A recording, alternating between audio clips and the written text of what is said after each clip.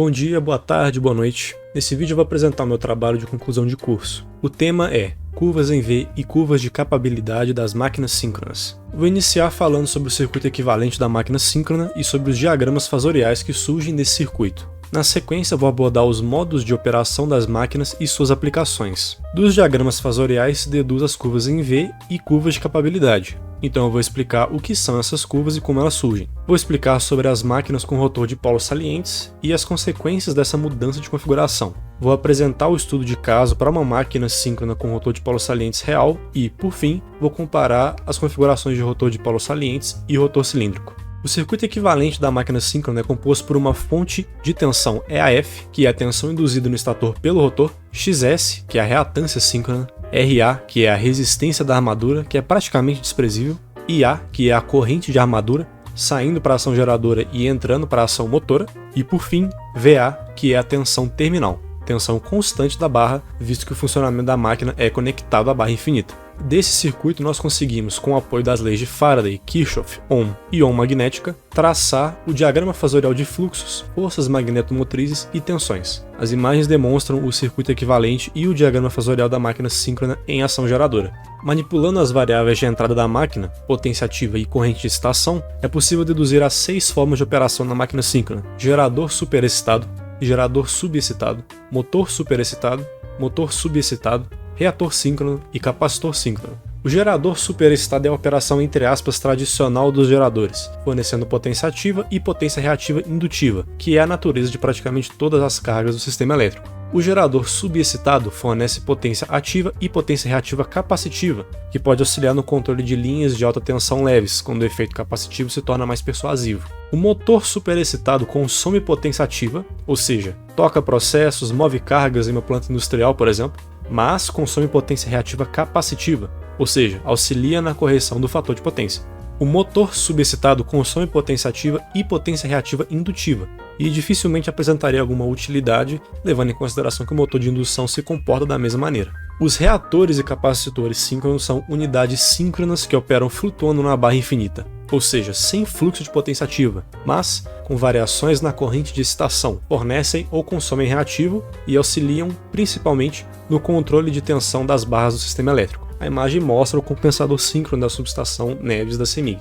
As curvas em V relacionam a corrente de armadura CA do estator com a corrente de excitação ou corrente de campo CC do rotor. A relação normalmente é dada em PU, visto que as grandezas têm magnitudes muito diferentes. Cada curva representa um carregamento da máquina, ou seja, uma saída constante de potência ativa. À medida que subexcitamos ou superexcitamos a máquina, há o acréscimo de potência reativa, ou seja, a potência aparente da máquina aumenta, consequentemente a corrente de armadura também. Por isso o formato em V, sendo o ponto mínimo o ponto de operação com fator de potência unitário. A corrente de excitação que torna o fator de potência da máquina unitário é conhecido como corrente de excitação normal. Ela é levemente inclinada à direita, porque à medida que se aumenta o carregamento, é necessário aumentar levemente a corrente de excitação para manter o fator de potência unitário constante. Isso é visível quando demonstrado no diagrama fasorial.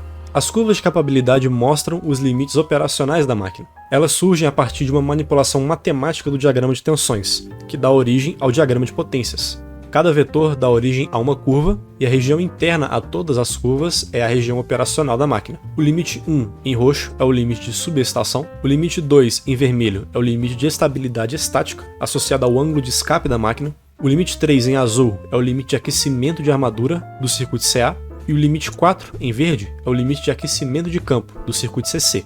Existe um quinto limite que não está representado na figura, que é o limite de potência ativa, associado ao órgão primário que gira o eixo da máquina, por exemplo uma turbina. Esse limite é paralelo ao eixo Q. Falando brevemente sobre as máquinas com rotor de polos salientes, a presença das saliências causa variações de relutância no circuito de acoplamento magnético entre estator e rotor. Isso bagunça totalmente o modelo matemático usado anteriormente. O francês André Blondel desenvolveu o teorema da dupla reatância, que transfere as referências das fases A, B e C do estator para os eixos direto e em quadratura do rotor. Isso dá origem a uma corrente de eixo direto e uma corrente de eixo em quadratura, assim como relutâncias e reatâncias de eixo direto e de eixo em quadratura.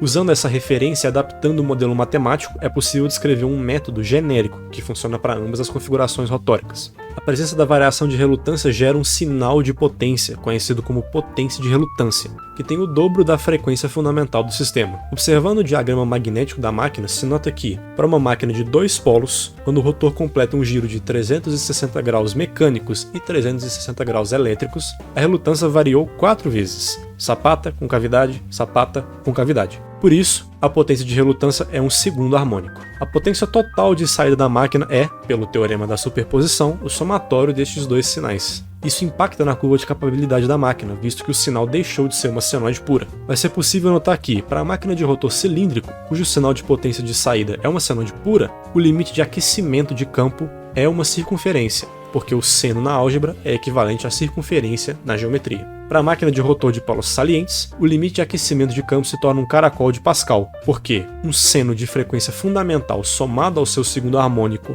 na álgebra é equivalente ao caracol de Pascal na geometria.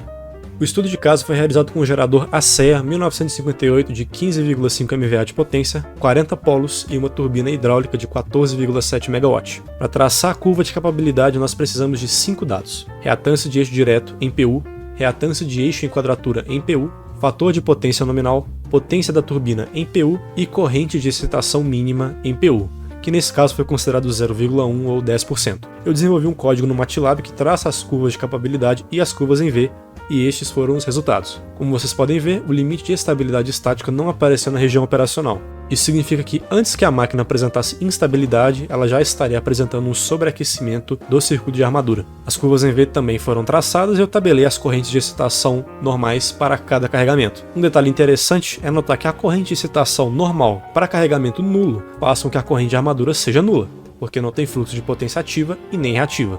Isso significa que a máquina está flutuando na barra infinita. Isso é interessante porque com esse método a gente pode prever uma ordem de grandeza da corrente de excitação necessária para fazer a máquina flutuar na barra, ou seja, a corrente que vamos inserir no circuito CC na hora de inserir uma máquina no sistema elétrico, na barra da nossa concessionária. Por fim, uma comparação entre as duas configurações. Os limites de aquecimento de armadura e limite de potência ativa não se alteraram porque não são associados ao rotor. Já os limites de aquecimento de campo e de subexcitação, como discutido antes, na máquina de rotor cilíndrico são circunferências. O limite de estabilidade estática para a máquina de rotor cilíndrico é sempre 90 graus, visto que o sinal de potência rotórica é sempre uma senoide pura, independente da ordem de grandeza da corrente de excitação. Na máquina de rotor de polos salientes, o ângulo de escape da máquina varia de acordo com a variação da corrente de excitação. Isso se dá por conta da potência de relutância, que é constante, já que a variação de relutância do circuito magnético é constante. Quando se diminui a corrente de excitação, diminui também a componente fundamental,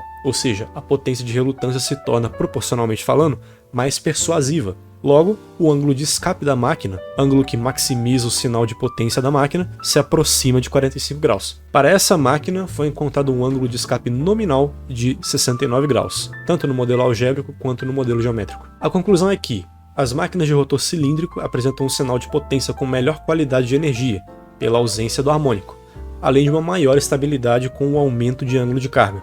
As máquinas de rotor de polos salientes apresentam a vantagem de, por conta da presença do segundo harmônico, ter um ganho de potência com menores ângulos de carga. Para a máquina do estudo de caso, esse ganho foi de 10%, então é um ganho de potência considerável. Essas máquinas, por terem muitos polos e girarem a baixas velocidades, também são bem adequadas para a geração hídrica, que no caso do Brasil compõe a maior parte da matriz de energia elétrica. Não é possível dizer qual configuração é melhor. É importante analisar as vantagens de cada uma e qual será a mais adequada dada a sua aplicação. Agradeço e espero que essa apresentação tenha sido útil.